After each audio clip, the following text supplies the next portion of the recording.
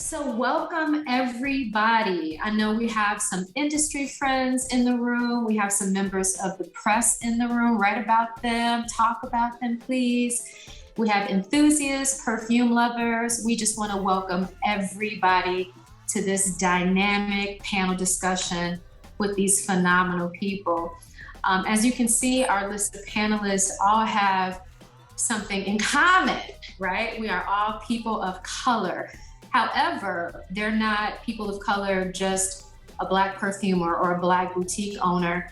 They are just happen to be Black people in an industry and thriving in an industry. So we don't want to regulate these beautiful people in a box, but it's noticeable that they are all dynamic people of color who operate in excellence. And so we just want to take the time. Yosh put together a beautiful platform to amplify voices that often get unheard.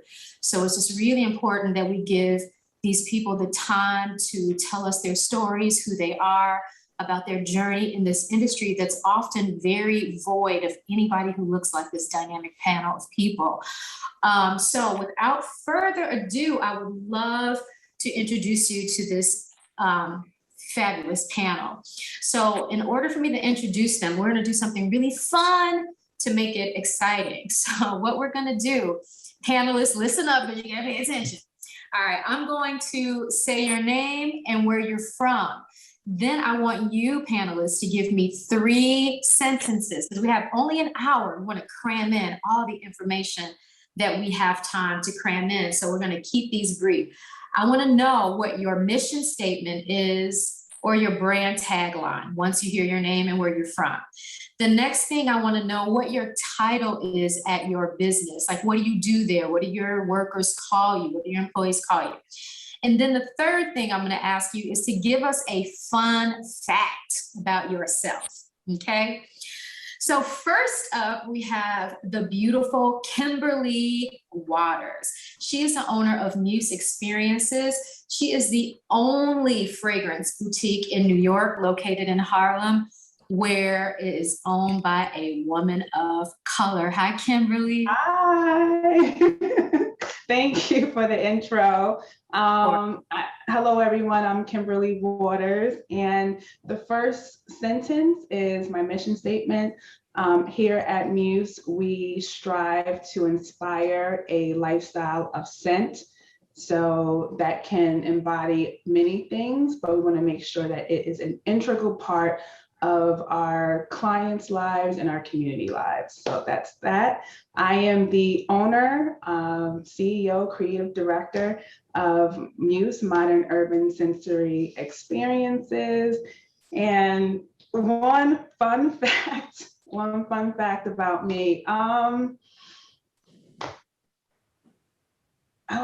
It's not fun, but I like to travel. And I know that we've all been kind of traveling pretty strangely over the last year, 2 years, but I'm hoping to get back out there. So that's what I like to do. Fabulous, fabulous. All right, next we have Terees Western. Did I say your name properly? It's Terees. Terees, thank you. I the last name, right? That up, but it's important for me to get it right. Terees.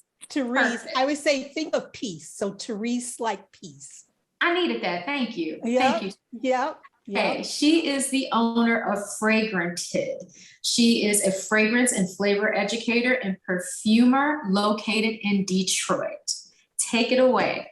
Hi, everyone. Glad to be here again. The first question, my mission for FragranTed is to bring exquisite experiences to the senses. So that's our mission.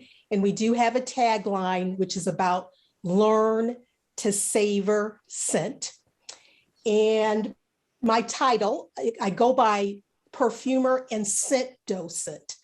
Scent docent is a term that I created because I'm about educating people, very similar to a docent in an art museum. So I'm also a scent docent. And then lastly, a fun fact. Now, you guys have to make sure you do not tell anyone because I've kept this as a secret. Prince Harry was, and Meghan Markle was not the first Black woman that Prince Harry was with. It was actually me, because I lived for 3 years in England, and my street that I lived on was called Prince Harry Road. But don't tell anyone that Prince Harry and I lived together for 3 years. Girl, I thought I had a story. I'm gonna log off. Yeah, so don't tell anyone, but my fun fact is I lived on Prince Harry Road in England for 3 years. I love that. Love that. So guys, I'm fanning out too, because a lot of these people I've spoke to over the phone, but I've never got to really talk to them either. So I'm so excited to meet you, Terees. Next, I have, thank you, of course. The next person I have up is Shawn Crenshaw. Shawn is the founder of Ovation Men. He is located in ATL, Atlanta. So Shawn, give us your three. Yes, first again, thank you. And again, Yosh, thank you for having me. So my three, Ovation for Men is the first indie fragrance that celebrates the style, creativity, showmanship, and excellence of African-American men. Our slogan is every man deserves an ovation. I'm the founder and CEO. And a fun fact, I have a law degree from the University of Tennessee. I took a break in my previous life to go back to school. And so I have a law degree. I love it. I love it. That swag just came through. I felt all of it. You get a ovation. All right. Last but certainly not least, we have Rodney Hughes. He is the owner of Therapeutate. I want to say this right. It is Therapeutate, right? Did I say that right? Okay. Therapeutate Perfumes. Perfect. He's located in New Orleans and also New York City. Take it away, Rodney. Hi, everyone. It's a pleasure to be here with you this afternoon. I am Rodney Hughes. I am the owner and founder of Therapeutate Perfumes.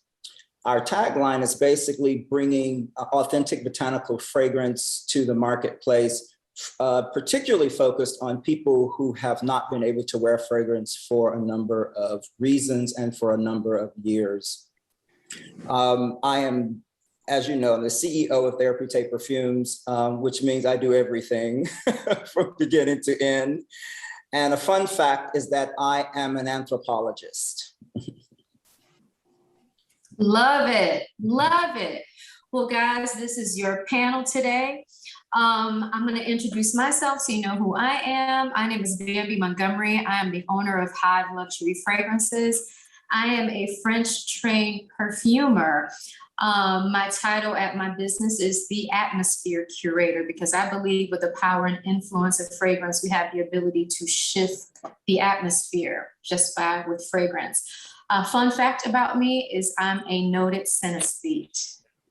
All right, now that's behind us. Let's dive into the questions we have. So the first question I have is, what makes your brand different?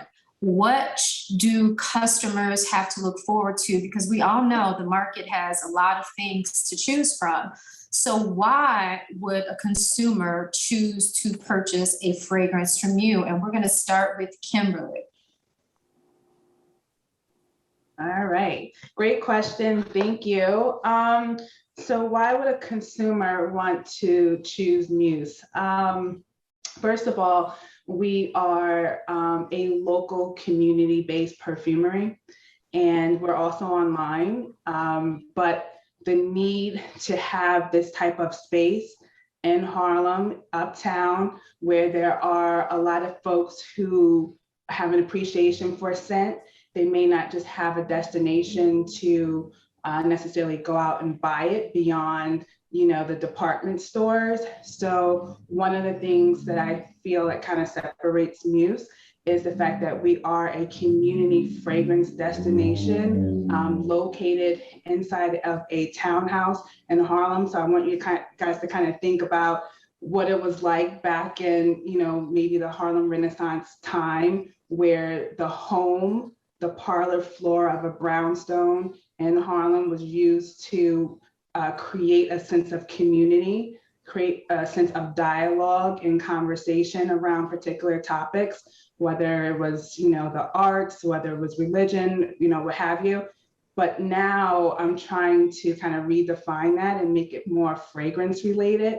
So it's really cool that I'm creating this kind of conversation and destination about fragrance in Harlem, where at a time there's nothing like this here. So that's one of the reasons why I feel like Muse is a little different from some of the other perfume destinations in New York City and maybe throughout the country. Beautiful, beautiful. Same question. What makes your brand different? Why should a consumer choose you? Terees. With FragranTed is a mobile fragrance and flavor apothecary. And what we do is we help people learn about and enjoy fragrances. So one of the things is that my business is both a product and a service. So it's a product line because I do sell fragrances, which I just launched to my email list this weekend. And then we had the service. I had the service, which is about education.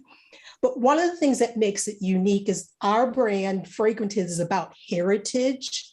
I come from a 5th generation college educated family at a master's degree level. And when I started my business, it was probably about a year after my father passed away. And I wanted to do something to honor him. And so part of this is a heritage business. And so my business from the fragrance side is about celebrating the Black diaspora. So on the product side, we are about combining and celebrating the heritage of botanicals that come from the diaspora, as well as scent stories on people that have an important part in the Black diaspora and perfumery. So I'll get into the product line later if there's an opportunity, but what makes us, unique is that I just enjoy educating people, very similar to Kimberly, but I'm doing it with the perfumery products and perfumery materials. Excellent, excellent. It's a beautiful concept, beautiful concept. Shawn, same question for you. Wow. I tell you, I think what separates my brand and my product is one, we're here to celebrate us. I really entered the market to address a concern that I had as a consumer was there weren't any brands that looked like me, talk like me, walk like me. And I wanted to create a brand that not only did that, but also celebrated me and also articulated some of my dreams and some of the things that I romanticized about and some of the things that that I experienced where fragrance connected with my life. And so I wanted to create a brand that I thought would speak to that. And so, if you open up a magazine and you see an imagery of a fragrance and it doesn't quite represent you, well, there you have an alternative, and that alternative is Ovation for Men. And so that's what makes me different. And, we wanted to create a product or a brand that had some level of mass appeal. And we thought that there wasn't any other thing more mass appealing than celebrating. That's one thing we know how to do. We know how to celebrate. And if no one else celebrates you, then we wanted to give you a fragrance where you can just spray on and celebrate yourself. Amen. And so that's what makes us different. I love it. Last but not least, Rodney, same question.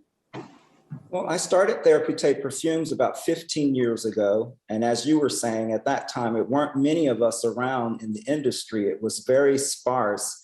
So I found myself going to many, many events and finding myself the only person of color at many of the events that I would attend that had to do with the fragrance industry.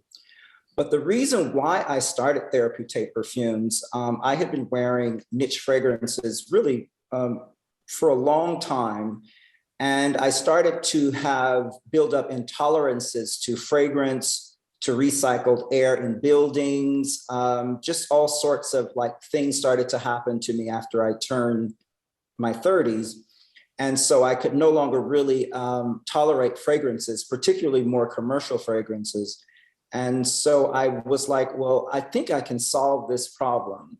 So that was the beginning of Therapeutate Perfumes. Working with authentic botanicals to create masterworks of fragrance that is very steeped in the French and Italian heritage in terms of perfume making, but also having a very modern and urban appeal to them. Wonderful, wonderful, and well said, well said. It's funny that when everybody's talking, I can kind of smell their fragrances when they're talking. I love it, I love it. All right, my next question is, what is your current inspiration and what are you working on right now that inspiration is breathing life into? I'll start with you, Terees. Peace, Terees. Unmute yourself for me.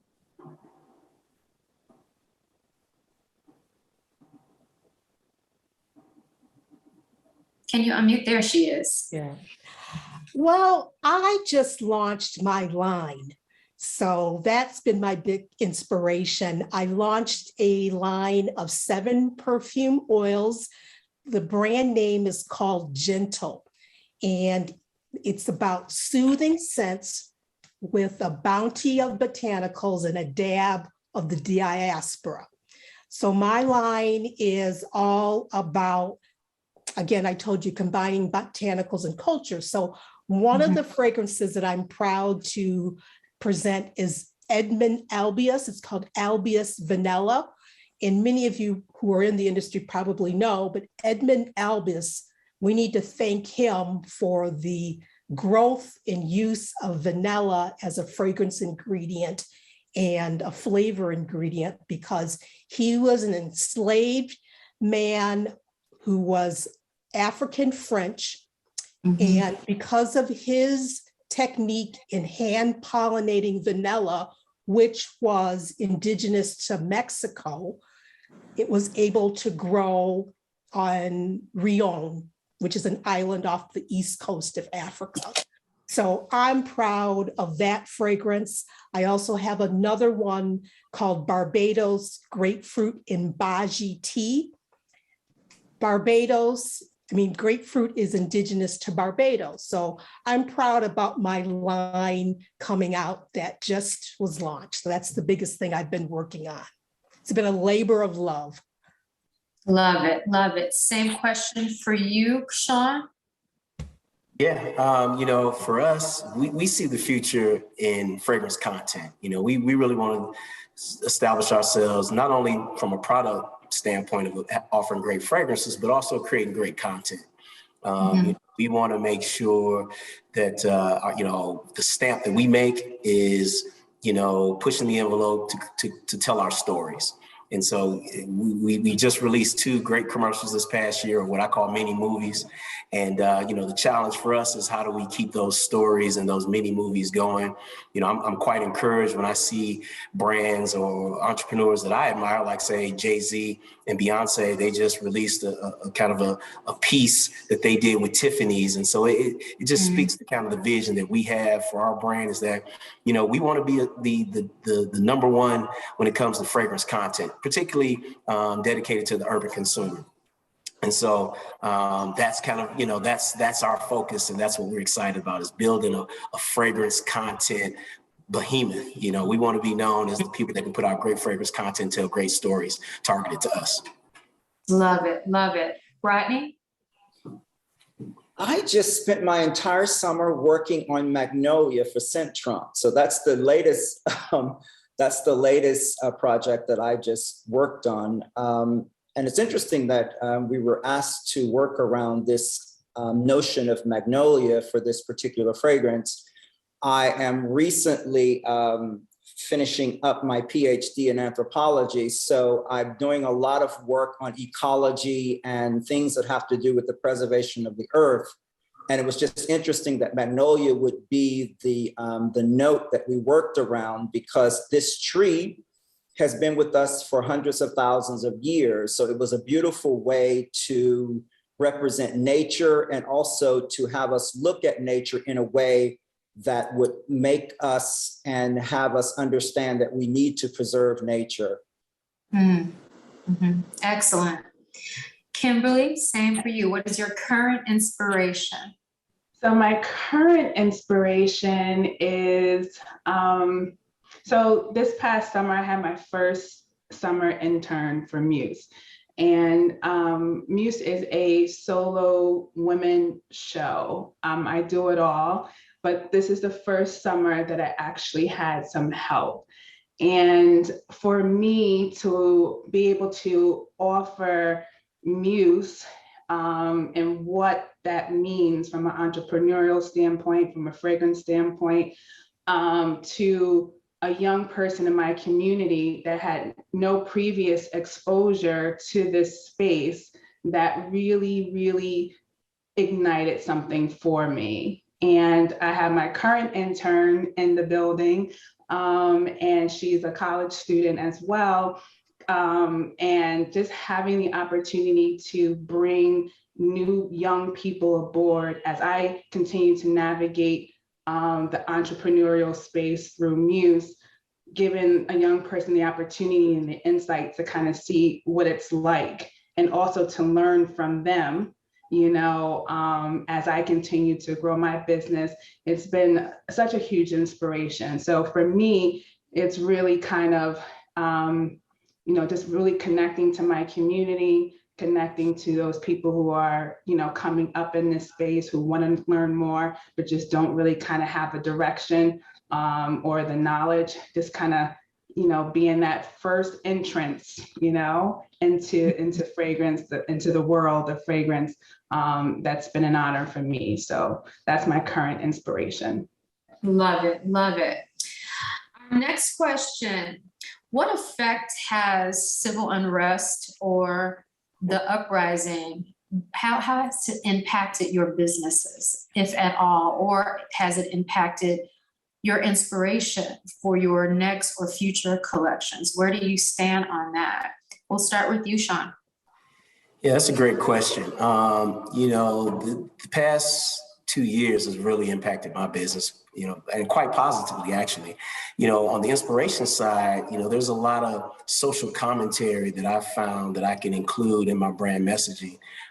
You know, I have this popular meme that I post when you know, when the conversation elevates to a certain level based on what's going on out in the world. And the meme says, "Don't question me about why I use my brand to celebrate us." You know, when there's a target on our backs and young men of color being, you know, just shot down in the streets and just no apparent recourse. You know, I'm proud to use my brand to celebrate us and show the value that we have. And I think too, you know, it also just reaffirms kind of my, you know, I double down on my commitment to pushing that message that, you know, we have a voice, we're important. And in the fragrance space where we seem so marginalized and without a voice, it gives me that extra, that additional inspiration and motivation to really push forward again, that, you know, we're important, we're celebrated, we have value, our lives matter, our voices matter, and we deserve an ovation. Love it, love it. Rodney? Well, I always think that representation is everything. And I learned this for being in business for many, many years. Before being in the fragrance business, I worked in fashion for many, many years. And what I know is that when we show up and we have a place at the table, then it inspires our community. And I think that is really everything about what we do here at Therapeutate Perfumes. The fragrance line is really built around the notion of healing and having everything that touch your body be an instrument of healing. And so just showing up and being at the table, having conversation with our communities and building from within out. And I just think that's where we are at Therapeutate Perfumes. Love it. Kimberly? Yeah, so last year was super significant, you know, for Muse and myself. I've been in this space since 2012, and I started in it because, like Rodney said, we would go to these events around the city, and, you know, it was just, it wouldn't be much representation, and it took me some years to kind of find my voice and my perspective and how I wanted to kind of share that with the world. But fast forward to last year, it really reminded me of why I started, and that reason was to make fragrance super inclusive and make it accessible to my community. And I think last year really ignited that, not only for myself, but show the world that there are, different perspectives in the fragrance space that's worth sharing and illuminating. So for Muse, it was just kind of like just reassuring, this is why I started back in 2012 and 2013. And we were just, amplified last year. But I think as we continue to move forward, we're here to stay, we're not going anywhere, and we're going to continue expanding our voices and our perspectives and our talents in this space. Excellent, and I agree. Excellent. Terees? For me, it was a lot to process. I mean, I share everyone's sentiments. And for me, it was a lot to process because very similar, I started on this journey from a business standpoint in 2005, 2006. I went to Grasse, France. And then I went to the industry event, Sniffapalooza. That's how I met Rodney in 2008.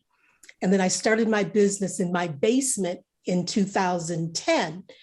And when I say it was a lot to process, because when George Floyd was murdered, and as Kimberly said, the amplification of Black perfumers or, being recommended, I'm very thankful. My mentor advisor I see on here, Miriam Varaldas, she recommended me and got me connected with Yosh. And I'm thankful, but inside I was like, Black men had to die for there to be a recognition of contributions of Black perfumers or even just being showcased. So that was a lot for me to process because, having greater attention is wonderful, but at the sacrifice of someone's life, I just had to process. But again, I now have a greater mission on helping the next generation. So if there is this spotlight now, I want to make sure, I'm talking to young children in elementary school about STEAM and STEM and getting them strong in math and science, that they can see perfumery as a viable career. Maybe if they're not interested in medicine or engineering, that the flavor world and the fragrance industry provides exciting technical careers. So it has definitely strengthened my mission and made me much more focused in being responsible for the culture. Well said, and I could not agree more. That is awesome, awesome, awesome. The next question. What motivates you to keep you in an industry that, has not been so welcoming? And like Rodney, and I've been in this industry for a really, really long time and have the same level or higher education than some of the people that would not hire me. I graduated in 80 something. And since the 80s, so now we're in 2021, and now perfume houses are saying, hey, would you like to collaborate? And I'm like, I've been here since 80s. I never desired to own my own perfume company, never. I had to. So I think, like you just said so eloquently, that, it's on the back of something that was horrific. However, we need to use whatever platforms we have to make it a bit easier for the next generation, wherever that is. If that is, everybody can't go to a perfume school. It's a long time, it's expensive. A lot of times it's not taught in our language. So it's very difficult. And those things are in place for a reason, right? To keep doors closed. So there's a lot of things that I think we should talk about offline about leveling that playing field. There's some perfume schools I heard are being opening in the United States that are doing some great things for people of color in particular. So I think, I think it's important, that conversation you just started, we need to talk about that more, Terees. So I hope that you log that so that you and I can connect, or the rest of the people on the panel, to talk about the next step in the next generation as we grow our brands as well. Okay. So next question, thank you, is we're all in lean times. I know if you are curating your perfumes, it's lean out there. There's been some forest fires, environmental issues. I can't get some stuff from my fragrances. So how have you, and I'm sure that's impacting you as a store owner, as a beautiful boutique owner, Kimberly, getting some of the resources you need to even sell and to promote in your store. So during these lean times, what are you doing? What are, a few of your, how did you navigate through these lean times? I'll start with you, Rodney. Interesting you asked me that question. When COVID first hit, I also do aromatherapy and the healing side of fragrance as well. And one of the things that I was, in my aromatherapy business, I work on a formula called Jet Set and offer it to my private clients. But Jet Set is a aromatherapy product that is antibacterial and it's antiviral. It's an atomizer that can be sprayed into a handkerchief or cloth and inhaled. And what it does essentially is that it coats your nasal passages and it keeps germs and bacteria from entering your system. When I was trying to put a new batch of this formula together, there were products that I just could not find during COVID-19. And so I had to really seek out and look for other suppliers and manufacturers that could find these particular items for me, like certain things like I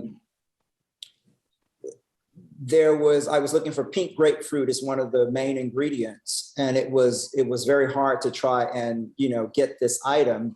So what I did, it just put me to the task of really just searching around until I could find someone, and I was able to find a small middle person or vendor out of Long Island, New York, that was able to get me this item, but it wasn't exactly the quality that I was used to working with, but it had to suffice in that particular time. So it really forced me to be able to look and really search for new ways of getting product.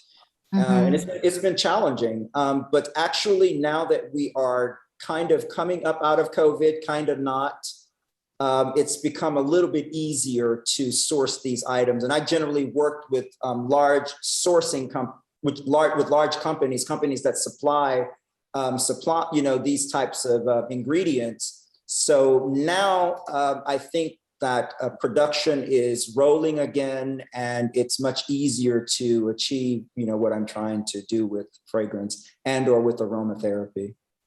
Excellent. Shawn, how's it affected you? Well, I tell you, we have been lean, I think, really from day one. This has been a bootstrap effort for me and my team. And I think how it's shown up for us is we have one product line, just Ovation for Men.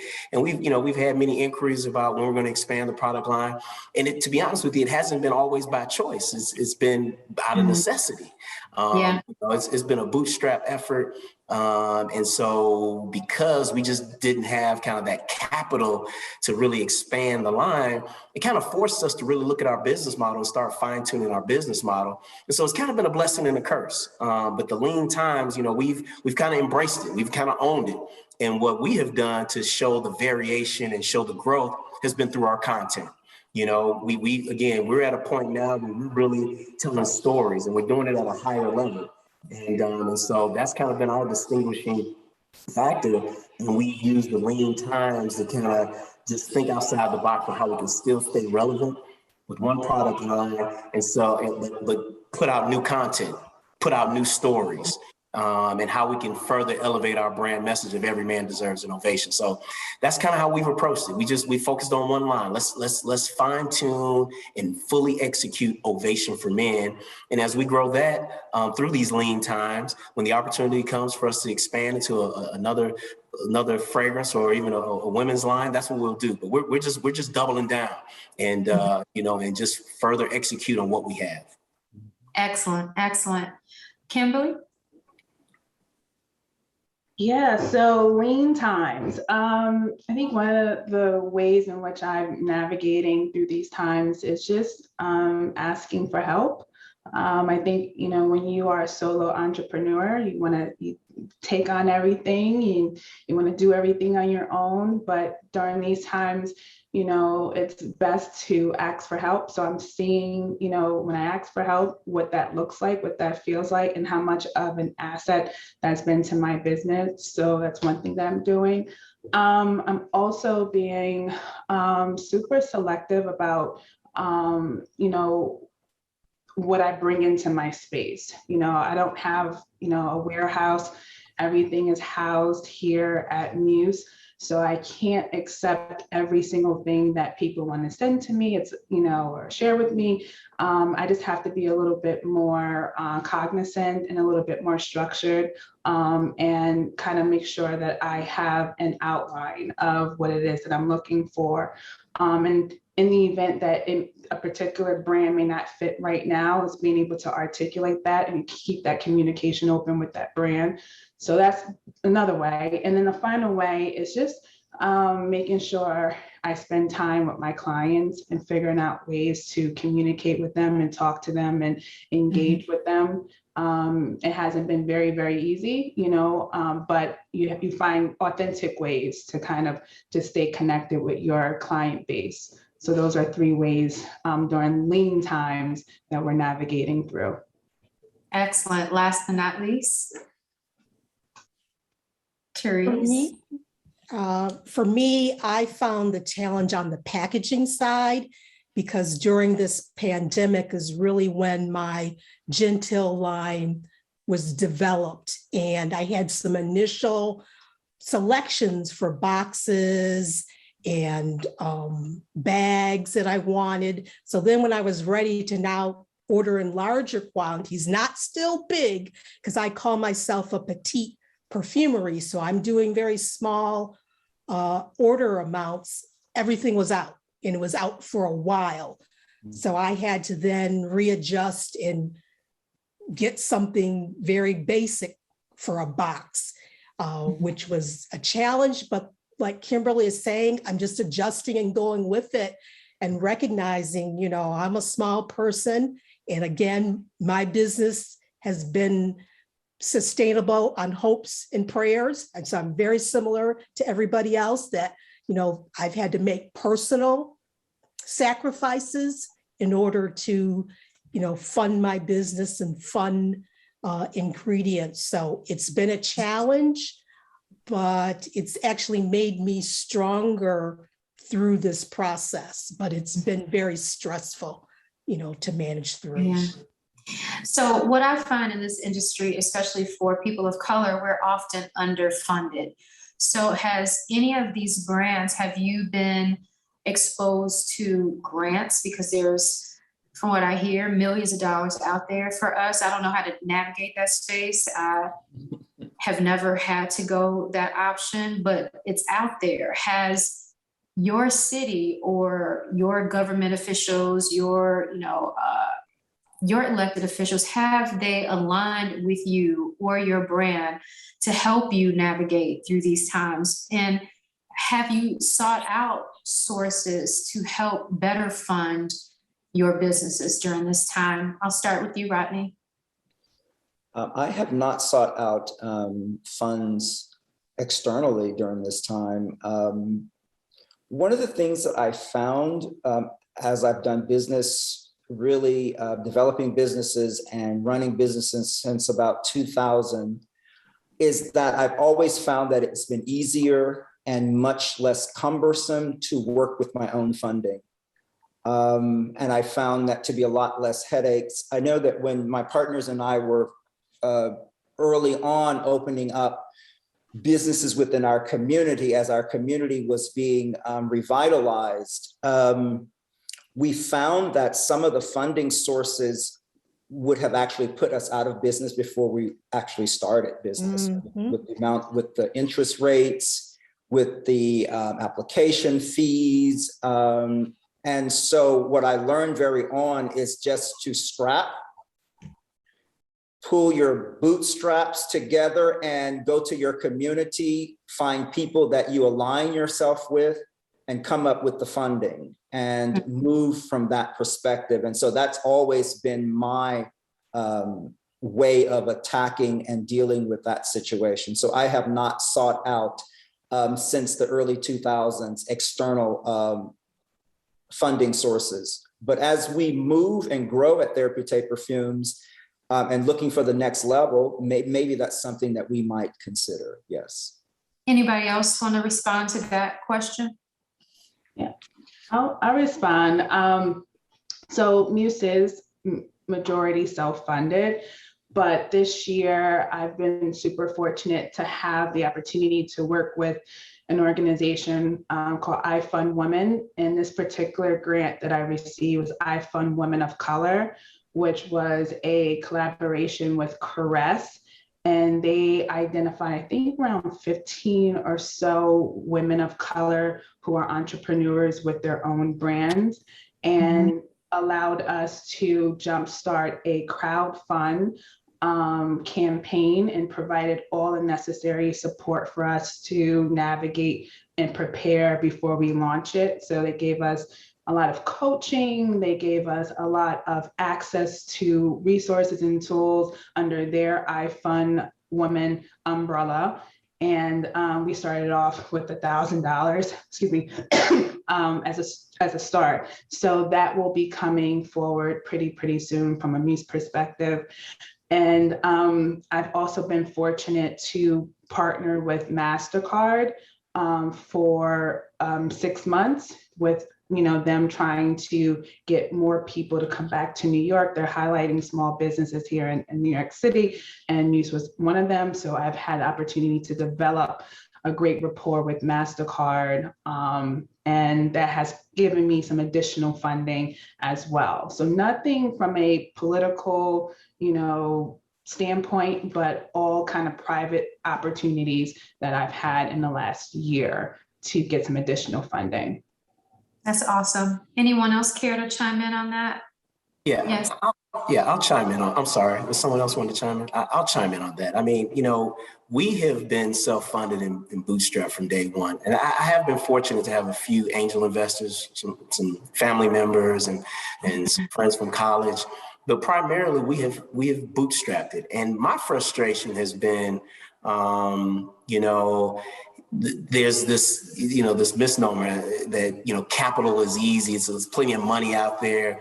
And that's really not, it's not true. At least I'm not seeing that. I mean, access to capital, I think is the biggest hurdle that we have, and people really wanting to take the initiative and take the time. I mean, I tell this story all the time. I mean, and this is just an illustration, but some of the largest players in our industry, between Kim Kardashian's brand and Kylie Jenner's brand, there was an $800 million investment in their brand. And arguably their brand is promoting a beauty standard that's indigenous to us.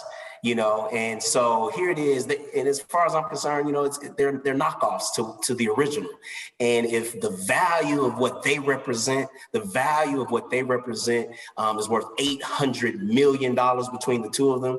And here we are, each of us on this panel are authentic representations of that beauty, that, just loyal, the beauty and just the history of what we're presenting. And we have to scrap and fight for money. It's unacceptable. It's unacceptable. And so when I enter these conversations, this is the voice, this is the tone that I bring, and a lot of people don't want to hear it.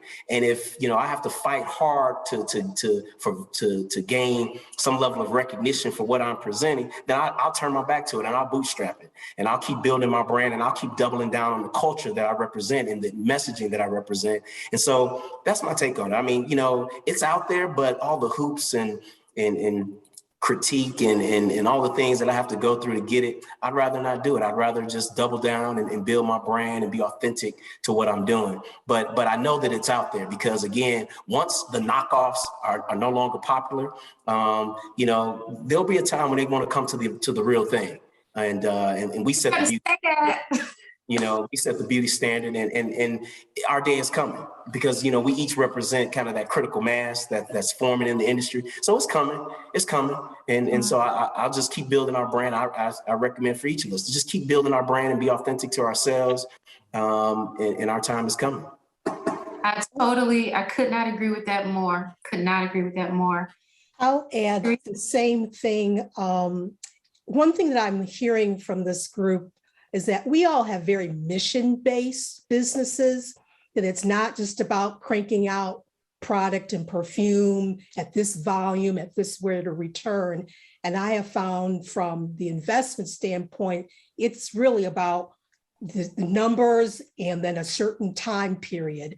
And I know for me in the Detroit area, one of the challenges I had, because I have always been mission-led, it was more than just the bottle of perfume. It was about really from coming together through the scent sessions, bringing more wonder in the world and really trying to help people live better and have better relationships. So the investors and bankers weren't understanding that. That was just too pie in the sky. But I have to say I was very fortunate. And one of the things we all know on social media, you never know who's watching you. I got a surprise grant. You know, I got pennies from heaven from an organization called the Sister Accord. I had taken a leadership class. It's a women's organization. And it was so just a blessing because about 6 months earlier, I had done a business pitch, and the amount in my business pitch was the exact amount for my grant that the organization knew nothing about. Wow. So that was a blessing, and, you know, very similar. It's been self-financed through myself, family, friends. My church, you know, has supported you. So those little things make a difference. You know, absolutely. I had an MBA classmate who, you know, was explaining something and she made an investment without an expected return. And I think that's one thing culturally among the Black community. We finance our businesses different. And I always tell people, you never know who has money in the Black community. So, you know, always walk with integrity, because the least person you expect will be the one that will give you the money you need unexpectedly. Love it. I could not agree more with everything that everyone said where finance is concerned. All money is not good money. You know, I've been offered a bag or two, but it was to alter my brand, change my story, come up with a different narrative. And, you know, the stories that I'm hearing and the people that I see on this platform, your story will supersede anything that they can craft. So again, kudos, keep going, keep moving. We have just a few more minutes left, and we're gonna stay over a little bit because I want to give our audience a chance to ask you their own questions. So if you have a question for anybody on the panel, please type it into the chat. I will read it. I will ask it out loud. So please, if you have a question, if there's someone you want to talk to in particular, you want me to address the question to, make sure that you include the name of the person you want me to address the question to. And I'm just going to peek at the chat. Someone said that they did not get the organization that you mentioned, Terees, the Sister Accord organization. If you have link or something, could you type it into the chat for us? Okay, let me see if I can Perfect. find that. Perfect.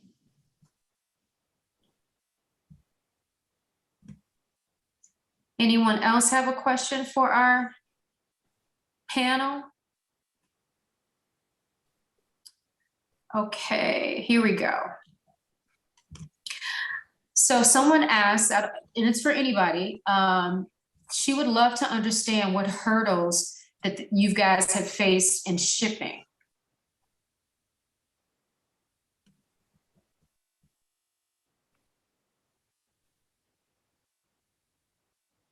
Anybody want to take that one?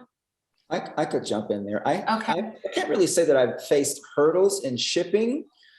The one issue that has come up really is export to European markets. That would be the hurdle. If there's any hurdle to speak of, it's really that one. But what I have learned is working directly with customers who order online, I've not had a problem with shipping to European countries. However, to be on European counters is a different story, because then you have to start to think about who's going to be that middle person, that middle company that actually will do the export for you to European markets. Mm-hmm. Excellent. Thank you for answering that. The next question I have is, how are you building your clientele? I think Shawn answered that beautifully. I mean, I don't know if you got a chance to see his content. I'm a fan. I look at it. Those videos that he's putting out are mini movies. Let's just call it what it is. I'm like, first off, bro, why wasn't I invited to that? I mean, come on. Bambi, I got you. I got you on the next one. I got you. Trust me. I love it. Those parties look lit. I mean, it's telling a story. When I look at it, I'm like, damn, I want to be there. I don't know what they smell like. Those people all look like they smell good. Yeah.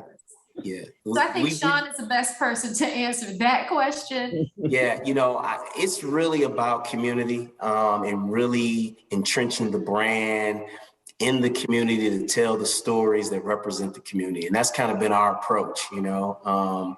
We have recognized that if you are able to tell a story that people feel is a representation of them, well, that's where the connection is made. That's where the affinity for your brand happens. And so we've kind of just rooted ourselves in that. You know, we want to entrench the brand in the community and tell stories of the community that we represent. And I tell it all the time, you know, for me, there's an intersection of fragrance and our lives, you know, and what we want to do is we want to, at that point, that little dot where fragrance and the things that happen in our lives intersect, we want to extrapolate that point and create the story around it. You know, when that fragrance I was wearing when I met my future wife, you know, that fragrance that I was wearing or that she was wearing when I saw her on the playground when I was in middle school, and man, you know, I wanted to get to know her, you know, that fragrance that I was wearing when, you know, or that fragrance my dad was wearing when I would give him a hug, you know, on my way to school, and just made me feel a little different. And so those are the stories. That's just it. It's just, those are the stories. And there's nothing more to it than just telling those stories. And so that's the focus of what Ovation for Men is all about. And we want to tell the story where we're celebrating the story and celebrating the characters and celebrating just the moments. And so that's how we've cultivated, you know, our clientele. Is just if the story, if you relate to the story, then you're a potential customer of ours. And I tell people this too. People ask me, is like, Shawn, you know, do you think who you're focusing on is very limited? And I say, you know what? It's like a birthday party. You know, we're celebrating, you know, men of color, and everyone's invited. It's like any other birthday party. You're invited. We're not, you know, telling you can't come to the party. When it's your birthday, hey, I want to come to your party too. And so I look at it as, hey, come to the party and celebrate. It's like a birthday party. It's not, we're trying to tell you to stay out. We want you to come on in and see how we celebrate. And if it relates to you, then celebrate with us. That's it. Just celebrate with us. And that's kind of that's just our approach. That's excellent. Excellent. Thank you for answering that. My dear friend and colleague, Christophe, has asked a question. It's clear to Christophe that we need a new organization in the industry. I could not agree more. What organization do you think we need? I'll let the panelists answer that, but I do want to give a shout out to a new blog that is emerging. It's blackperfumers.com. If I got that wrong, please correct me, Yosh. But I had a meeting with the young woman who started it this morning, and she has a beautiful vision for this website, and it's brand new. So she's growing, but we definitely need an organization. Unfortunately, I think, because we should be included in some of the organizations that already exist, especially at the level that everybody on this panel is on. However, those doors are not open to us. I mean, again, I'm looking at people on this panel with 20, 30-year history in this industry, and this is the first platform I've ever seen you on. So it's clearly we need some representation in a broader sense, and an industry club or organization is definitely it's a need, it's a requirement at this point. So with that, the Black Perfumers blog is an excellent resource. I forget the woman's name, so forgive me. I know Yosh knows everything. She was just named editor of The Cut. She is Peoples-Wagner. Yes, thank you. Peoples-Wagner. Thank you so much. So what do you guys think? That's my 2 cents. I'm not on a panel, but I had to throw those people in there. What do you think is needed, Terees, in this industry as far as an organization? I totally agree with what you said, Bambi. And I can tell you, this hour has been like oxygen for me. It's just nice to be around and talk with people who understand what you're going through. So because I can tell you, I'm a solo entrepreneur, single in my house for 1.5 years. And let me tell you, that's tough. And to be able to be on this panel and hear other people with the same situation is encouraging and empowering. So my take would be, I'm still learning about the different groups. If this blackperfumers.com group is looking at being a larger group, I'm willing to join. Where I am is like, I don't want to, if there's already a group that's trying to start, let's put our energies towards that group versus starting. But I do agree there's an important need to come together, yes, to share information, but then also for me, I'm interested in an advocacy role from in materials and suppliers, from the industry, but people that are working in the industry. Is there a way we can have relationships? So I definitely agree with having some type of organization. Christophe is having a good time in our chat right now, but he's not wrong. So we were listed, I think this is where we met Christophe. There was a blog, a very popular perfume blog that did a story during COVID about Black brands and Black perfumers. And it was beautiful, in my opinion. It was well done. It listed people that I knew of. And I'm a fan. Again, I'm a fan of everybody that was listed today on the panel. I might not have ever talked to you in person or seen your face in person on a call, but I stalk your pages. I look at what you're doing. I share your information with other people. I bought some of your stuff to give as gifts and to wear myself. So with that said, I mean, there was backlash on that beautiful article. I mean, I had to stop looking at it. I mean, it was hurtful. Perfumers that I have collaborated with, but I don't get a recognition. There's levels to this game, just like in any other. So at a level 3-tier scientist, you should be able to walk in with your credentials and have a place at the table. And unfortunately, that has never happened from my end, for me, or for any other people of color in this industry. And when I was reading the backlash from this article and what was said about these perfumers, and it was just disheartening. And at that moment, I knew that there had to be something for us, not only to showcase our work, but to protect it, right? I mean, I know you study a lot, Terees, about our heritage. Your brand is so important to me, but that is what I study. I have an advanced degree in perfume history, and a lot of people think that it started in Paris, and I give a lot of credit to Paris. I've studied there, but our history, we have married, buried, and all kind of stuff with perfume and our culture, and it's very rich in our culture as far as perfume use. And there needs to be an organization that not only showcases our work, but protects it from these outlandish things that I was reading online and how we practice. And, you know, it was specifically skewed against the niche perfumers. And as a trained perfumer, I've smelled some things by some niche perfumers. I'm like, God, dog, I wish I remembered that, or I could have put that together.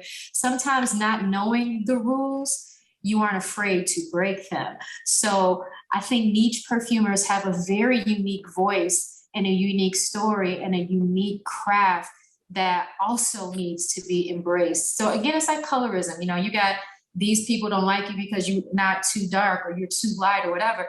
We have the same thing going on in the perfume industry, trained and untrained. Were you trained by a French person? Are you an American perfumer? We got to stop doing that. If the work is, if the shit smell good, it smell good. I don't care who made it, okay? So I would like to break all of that classism, racism, all of that in our industry.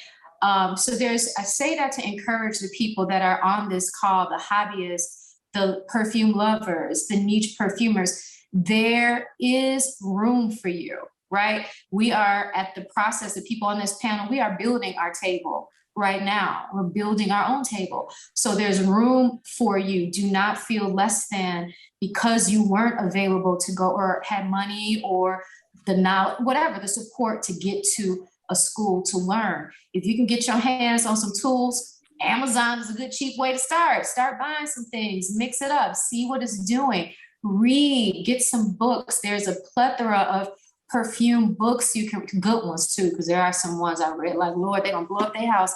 But there's things that you can get your hands on, and there's people around that will help you, that will advise you. Just reach out. And nowadays, you know, everybody's accessible these days. Everybody get on the internet, bug them. Everybody is accessible. So I just say that to encourage everybody who has a dream to be in this industry and to be seen, to be heard, to have your things smelled. Keep working. These people use them as motivation. You heard the stories. They are bootstrapping. They're putting together things. They're narrowing down their brand to have just one good product before they move out to another one. They're building content. They're building friendships. Start where these people are motivated. I'm motivated. I'm encouraged and inspired by you all myself. So with that, before we close out this lovely session, I want to give a great thank you to Yosh Han. This sister here is putting in major work that a lot of us was too tired to do ourselves. This woman has picked up the torch, and she is shining the light on people that need to be seen.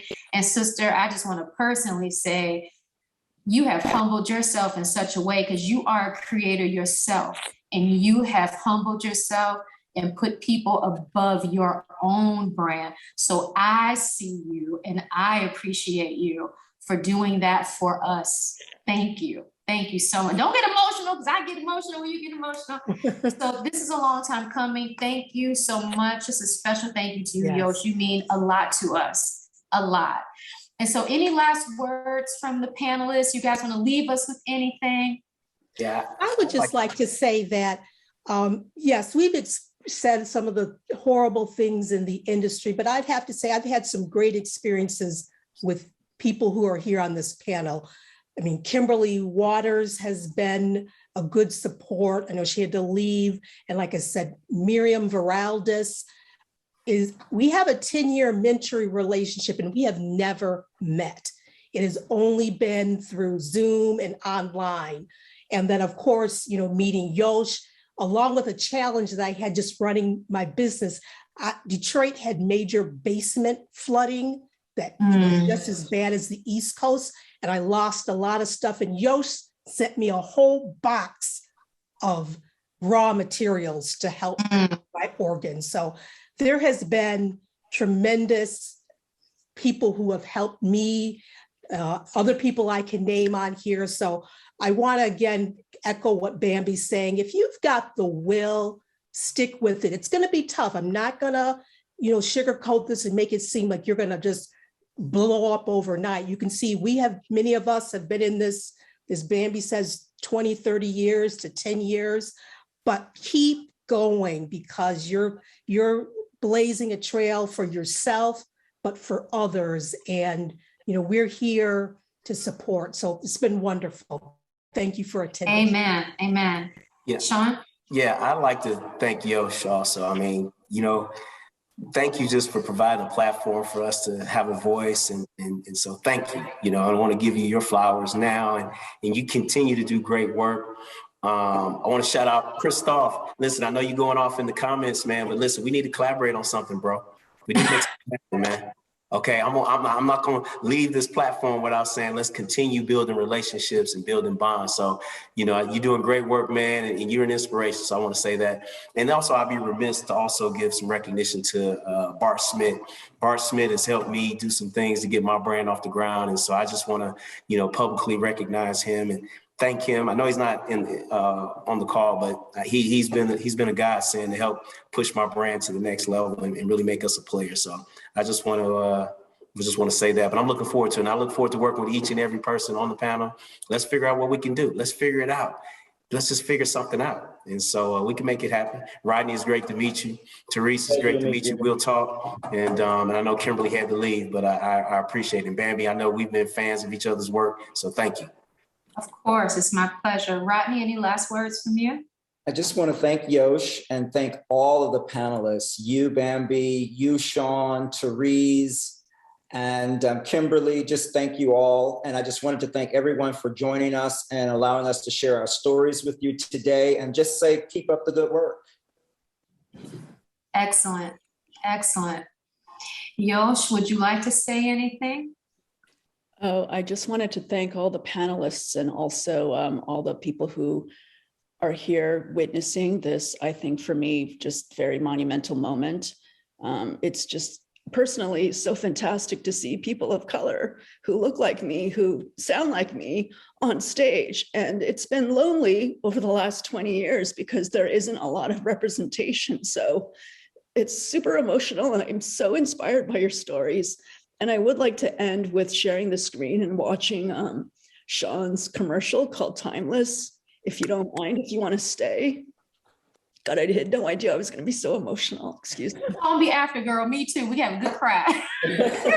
Don't try to start that now. Don't start that. Y'all gonna have me over here pulling out my tissues too now. Don't do that. Don't do that. Shawn, will you give us a background on the commercial called Timeless? Okay. Yes, so it's our first collaboration with an independent filmmaker in Atlanta. His name is Bobby Huntley, and Bobby is just a fabulous talent. And we wanted to make a statement with our first kind of extended content mini movie, but we wanted to tell a story of the maturation of a young man from his prom all the way to his marriage to, his retired life and how the fragrance meant something in each stage of his life. And so yeah, that's basically it. All right, let me see if I can do this. So I'm going to share the screen and then we're going to watch Timeless by Shawn Crenshaw, Ovation for Men. And I know that it's already running past late, so if people have to go, please do. But if you can stay, please stay. And thank you, Bambi, our awesome moderator. Thank you for the questions. And thank you to all the panelists. We're going to put this session on YouTube for later. And I do want to encourage you to look at the databases for both blackperfumers.com, and then Scent Festival has a database for Black perfumers with all the resources and articles that have been recently put out, amplifying Black voices, because it's really important to lift each other up.